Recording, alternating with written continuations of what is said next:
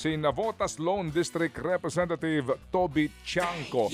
Good morning po, Kong Toby. Yes, good morning, Ted.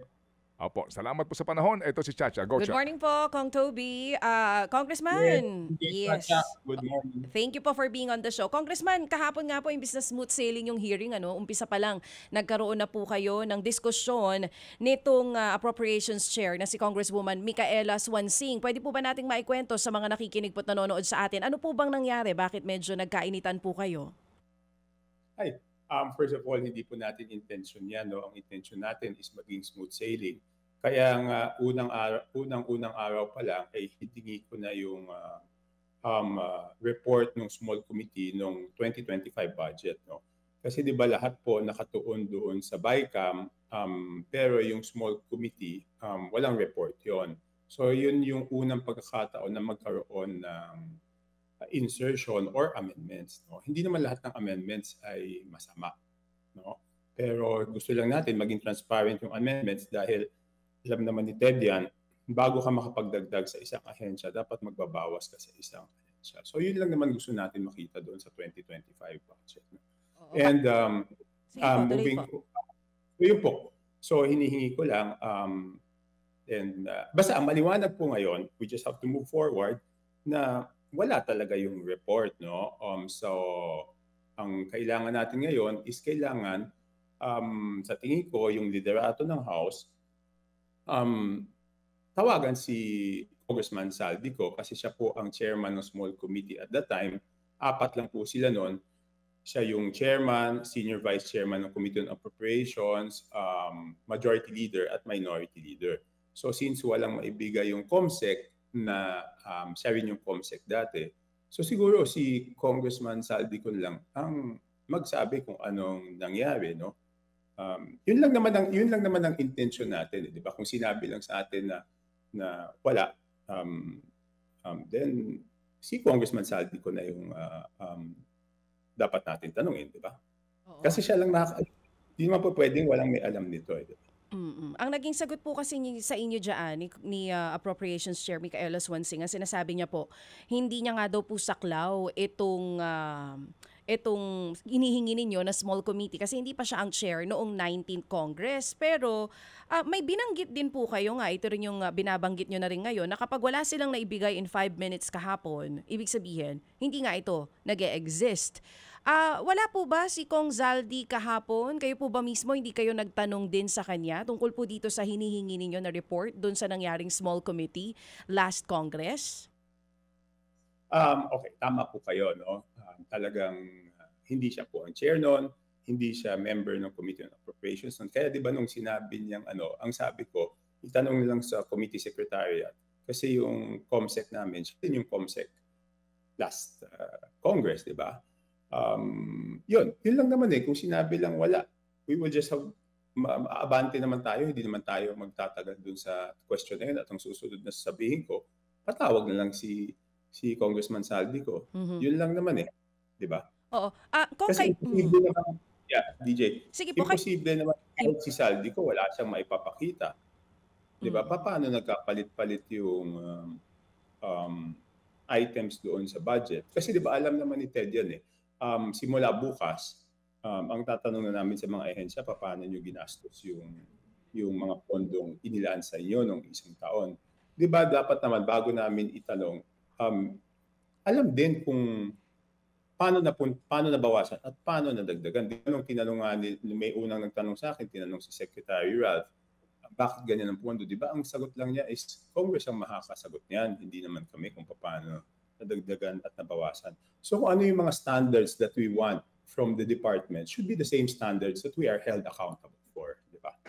So kayo po mismo, Congressman, sa opinion ninyo, dahil hindi pa rin nailalabas hanggang ngayon yung small committee report para sa 2025 budget, ang duda nyo po parang may itinatago, ganun po ba? I mean, ano pa bang iisipin natin, di ba? Ibig sabihin, tanungin lang si Saldi, ano ba? Paano ba nabawasan yung ibang departments? Paano ba silang nadagdagan? At bakit sila nabawasan? At bakit sila nadagdagan? Wala na ibang makakasagot niyan. sa ngayon, wala na ibang makakasagot niyan. Sino pa pong makakasagot niyan? Di ba? Si Congressman Saldi ko na lang makakasagot niyan. Wala nang iba. Congressman, tama po, kasama rin po kayo no nung nagkaroon ng deliberation dati sa 2025 budget. Ang binabato po kasi ng ilan sa inyo, kung talagang matagal na pong may problema sa proseso po sa small committee, bakit daw po nung panahon na na-ratify yung 2025 budget, hindi daw po kayo nagsalita noon? Bakit ngayon lang? Okay, a good question. No? First of all, for the record, I can send you the transcript later. My first term in Congress, 15th Congress, 2012, question ko na yung proseso ng HGAP, no? Nung pag-approve ng HGAP. Naulit po ulit yan, 2014, question ko po ulit. I can send you the transcript of records later on. So hindi po totoong ngayon na ako nag-question doon sa proseso sa sa budget, no? Pero walang nangyayari kasi doon sa mga panahon na yun, independent din ako, di ba? Kaya nga umalis na ako sa mayorya para talagang freely ma-question ko. At kaya ko lang naman iniisip na may pag-asang baguhin ngayon is because doon sa salita ni Presidente BBM. Otherwise, admittedly walang pag-asang baguhin yung sistema yan. So, sa salita lang ako nasasalita. Ano naman yun? Wala naman mangyayari. Nasabi ko na yan dati, di ba? So, tama po. Mas mabuti yung panag na 2012 pala. So, 2012 budget was done in 2011. So noon pa lang nagque-question na ako ng mga proseso sa budget. No? Tsaka yung small committee kasi dati, ang tanda ko, hindi naman ganyan ka-small. Hindi naman 4 na tao yata yan noon eh. Medyo mas malaki ng konti. Kung hindi ako nagkakamali, baka mga 10. I mean, I'm not sure. No? But nagulat lang ako na this time, 4 na. Oo. Kailan po nagsimula? Yung sinasabi niyo kung dati di naman talaga ganyang kaliit. Kailan lang po nagsimula na naging 4 na lang yung miyembro ng small committee? Hindi. Ang tinignan ko lang records is yung 2025 budget. No? At saka bakit ba ngayon biglang-bigla, di ba? Hindi naman ako lang ang nagsimula magsabi na it is the pinakamasamang budget yan, di ba? Eh kung dinidescribe ng tao na pinakamasamang budget yan, hindi ba dapat tignan ko ulit? Kung hindi naman dinidescribe na pinakamasamang budget to, edi wala naman palang problema. Let's move forward. Hindi naman ako nagsabing pinakamasamang budget yan, di ba? Madaming tao nagsasabi pinakamasamang budget. So, pag sinabi ng taong pinakamasamang budget, hindi ba natin dapat tignan? Ang plano nga po ngayon kung Toby, buwagin na daw po yung small committee. Parang papalitan daw po yan ng mas malawak na subcommittee. Kayo po ba pabor dyan? I mean, it's a good first step moving forward, di ba? Pero ang hindi na naiintindihan, kung hindi naman natin rinaise itong issue ng small committee, will they change it? No, because nung una kong rinaise yan, right after the SONA, di ba sumagot ka agad yung spokesperson ni Speaker Romualdez. Sabi niya, ay dapat si Kong Toby ang mag-propose. Hindi niya po siguro alam yung rules namin sa House na yung small committee is an amendment of our rules. Do, hindi naman yan yung rules na ginagawa namin eh. So sila nag-amend, di ba? So nung una may resistance. Pero nung huli, pumayag yun sila. Eh kung hindi natin rinaise itong issue na to, hindi sila papayag. But I'm thankful it's a good first step moving forward for the 2026 budget. But still, Chairman Saldico must be accountable for the 2025 budget.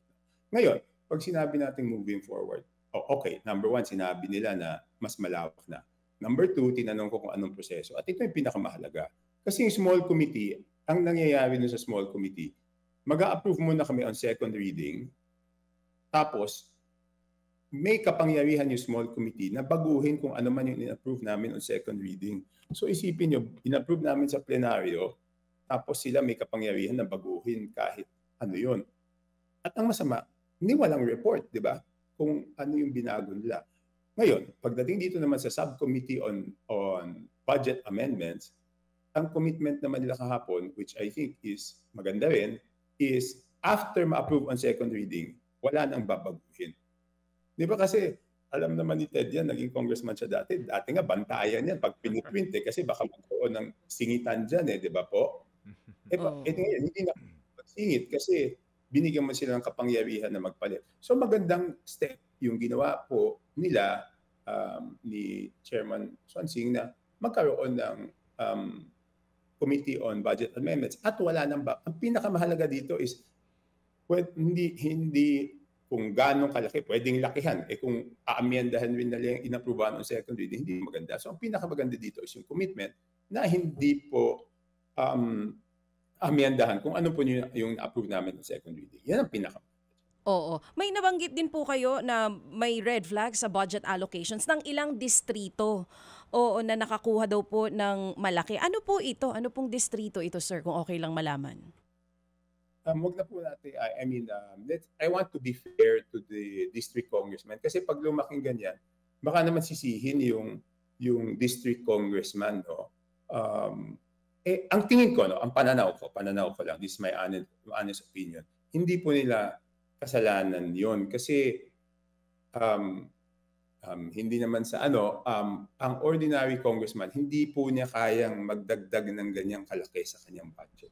Wala akong congressman na kayang gumawang magdagdag ng ganyang kalaki sa kanilang budget. So, pasensya na, I cannot name the district kasi baka mamaya. Di ba, alam mo naman, babatikusin yung congressman. Tingin ko lang honest opinion, hindi sila yung naglagay doon sa distrito na yun. And even if lahat ng congressman gusto mas maraming proyekto sa kanilang lugar, hindi po nila kakayanin yung ganun kalaki. So sino kaya naglagay noon, Kong Toby? Sino ang nag-park noon? Ang makakasagot po niyan is si Congressman Saldico. Wala nang iba. Okay, sige. Kasi imposible pati sasabihin niya, hindi, Ted, imposible naman pati siya sabihin niya, hindi niya alam. Okay. Sige po, ganito po, no? In fairness, kami po itatawag sa tanggapan ni Congressman Saldico para kunin po ang kanyang panig. Ngayon ho ba nakaupo pa sa 20th Congress si Congressman Saldico? Yes po. Okay. Kaya nga siya yung sinasabi ko, di ba? Sige. Natanungin kasi sige. Kung nakaupo pa po ngayon si Congressman Saldico representing Ako Bicol Party List at binabanggit niyo po ang kanyang pangalan na dapat magpaliwanag, hindi ba kayo nagkikita sa Kongreso? Di ba kayo nagkakasalubong? Or have you manifested sa mismo pong plenaryo o sa committee man lamang na magkaroon ng small committee din na mag-imbestiga dito sa nangyaring insertions para po mapasagot doon si Congressman Saldico? Hindi, kahapon nga, alam mo Ted, kaya nga ko sila, ayokong patagalin, kaya ko nga sila binibigyan ng oras. Kung sinabi lang nila kahapon, wala. That was my next manifestation. Patawag nyo na lang si Congressman Saldico. Diba? Hindi ko naman masabi yun kasi sinasabi nila parang supposed to be meron, di ba? Paano ko naman sasabihin na patawag si Congressman Saldico kung sinasabi na meron, di ba? Pero Congressman Toby, wala naman talaga record ang BICAM eh. I mean, practically, walang minutes yan. Walang minutes po ang BICAM. Yan din po nga sinasabi sa upper chamber, no? Walang minutes. Oo, kumbaga, magkakaroon ng mga notes kung ano ang gusto mangyari ng miyembro ng BICAM o ng small committee, pero yung minutes, sino ba ang nagpanukala nitong gantong insertion, sino nagpanukala ng pag-alis dito, walang minutes yun. So definitely, yung hinihingi po ninyo, wala talaga maibibigay siguro po itong committee chairman ngayon o maging ang kasalukuyang maging ang archive ng Congress, Kong Toby. Hindi, ganito Ted. Yung sinasabi, tama yung sinasabi mo, no? Sa BICAM, hindi lumalabas sino ang nag-introduce ng amendment, di ba po? Pero doon sa BICAM report na pinipirmahan ng BICAM conferees, makikita mo kung ano yung net effect. Ibig sabihin, ang budget na pinopose ng executive is this amount, ang nadagdag is this amount, ang total ito. Sumunod naman na department, ito pinopose executive, itong nabawas, naging ito. Meron yan. May summary of the report. Yung doon sa small committee, kahit yan, wala. Kung hindi mo mahahanap kung alin yung binawasan, alin yung dinagdagan, di ba? Pero, so pag nakita natin yon, imposible pa rin na hindi masasabi nung chairman na hindi niya alam, di ba? Alam niya sigurado kung sino.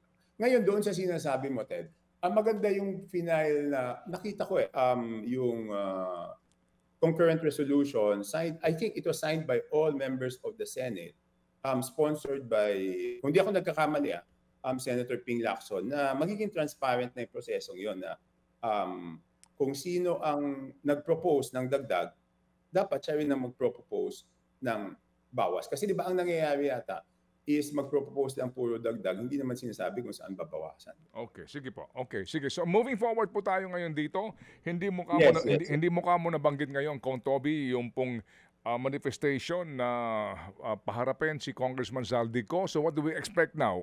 Will you raise that in plenary or sa Committee on Appropriations sa hearing? Ayoko na kasi alam mo, parang ang iniisip, parang ako pa ngayon ang nag-delay. Hindi ko naman dinelay, di ba? Ginawa ko lang yung tamang proseso. Pag release ko ulit yan doon sa Committee on Appropriations hearing, baka sabihin na naman, dinedelay ko, di ba? Siguro naman, I mean, that's the next thing they have to do kung hindi lang malabas yung ano. I think, dapat, di ba, dapat may inisyatibo rin, di ba? May inisyatibo rin na patawag si Congressman Zaldico. Hindi ba dahil na-raise ko na yung question na yon at nakita nilang wala naman silang maibigay, hindi ba dapat, Ted, may inisyatibo rin? So to answer my question, Kong Toby, you will not raise it anymore? Hindi na, because it's clear na wala. And I think I ended with my speech yesterday, kung hindi mapadala, ibig sabihin wala. Diba? Okay. Opo, sige po. Kung wala, di dapat sila na tumawag, hindi sila na nasa liderato. Kasi Ted, nasa independent lang ako di ba? Ang hirap nung ako pa mag-raise. Obviously naman, siya lang makakasagot. Number 2, yung sinasabi mong gumawa ng small committee para doon ipasa. Sa tingin ko, hindi kami yung dapat mag-imbestiga kasi kasama kami doon sa, di ba? Sa dapat imbestigahan eh. Okay. Opo. Sige po. Kayo ang kasama sa mga dapat imbestigahan. So dito yes sir. Opo. So dito Kong Toby, sorry po no for lack of material time. Kong Toby, opo, itong investigasyon ng Tri-Committee ngayon na talagang malamang mangyari. Will you raise that issue again? Kasi ang pinag-uusapan natin dito ay insertion sa DPWH budget kung saan nga nagkaroon nag-veto si Presidente, line veto eh. Marami doon flood control, nabasa po namin. So will you raise that again para na naman lumabas sino ba sa panig ng House ang nagsaksak ng mga provision na iyan? O ano po, o ayaw niyo magkaroon ng TRICOM? Parang hindi ako komportable, Ted. Baka lumabas na we are trying to cover up. No? Baka lumabas na ganun. So, parang hindi ako komportable. Okay. Opo. So, pag-aralan ko muna, Ted. Isipan ko muna kung ano, hindi naman pwedeng desisyonan ng bagay nito. Pero as of now, hindi ako komportable na ganun ang mangyari. No? Kasi kung TRICOM, anong committee yun? Good Government, Public Works. Hindi ko alam bakit TRICOM eh. Bakit tatlo? Yung daw hong public accounts. Public accounts, alam mo Ted, I mean, hindi ko ma-question yung public accounts last time because I will not be able to make a motion because I'm not a member of the committee. But I reminded them, kung babasahin mabuti yung public accounts, yung public accounts only comes in pag may audit report na. I heard you. I saw you claiming that. Diba? No? Yes. Parang wala pa sa jurisdiction ng public accounts yon. Dapat nga yun, public accountability or good government, di ba? So kasi wala pang wala pang COA report pero may binanggit nga si Congressman Rido na COA report at akala ko doon siya huhugot. Yung pala, hindi rin niya ginamit sa deliberation actually. Opo, I saw you there. Pero it's been, Ted, di ba, linabas na lang, nung una tinatanong ko sila, meron ba kayong COA report? Nung una sinabi na wala pa. Opo. Sabi na, briefing lang daw yun. Pero hindi naman pwedeng porket briefing, hindi tayo susunod sa rules. Kasi ito, all matters directly and principally relating to the examination and scrutiny of audit reports. So, ibig sabihin, bago siya mapasok doon sa public accounts, dapat may audit report. Yes, diba? Tsaka ang general rule na you can only hold briefings and inquiries and inquiries, pag it is within the jurisdiction of the Opo. committee, you cannot hold Opo. briefing kung wala sa jurisdiction ng committee, di ba? Opo, yes sir. Opo, yes sir. Klaro po yan. Pati nga po at wala silang moto proprio actually po na function dito po sa kanilang ginagawa na na briefing. Buti sinabi mo yung motu proprio. Ang motu proprio sa rule namin, 50% of the members should approve of the motu proprio request for a briefing or inquiry, di ba? Pero at that time, there were still no members. So it was only the chairman who called for a motu proprio briefing. Yes, sir. Diba? Opo. And then, tsaka ang Kasi may motu proprio po, based on the rules of the House, ay yung Good Government Committee. Yun po yun. Opo, Yes. based on the rules. All right? Opo. Kung siya na, Ted, medyo stricto ako sa rules kasi Oh, I know. to the letter ako sumunod doon sa rules eh. Yes, sir. Yes, sir. We know. Opo, we are a government of rules and not of men. Salamat po, Kong Toby, sa inyong panahon. Sa Yes, ulitin. sir. Yes, sir. Ted, DJ, thank you. Opo. Salamat na marami.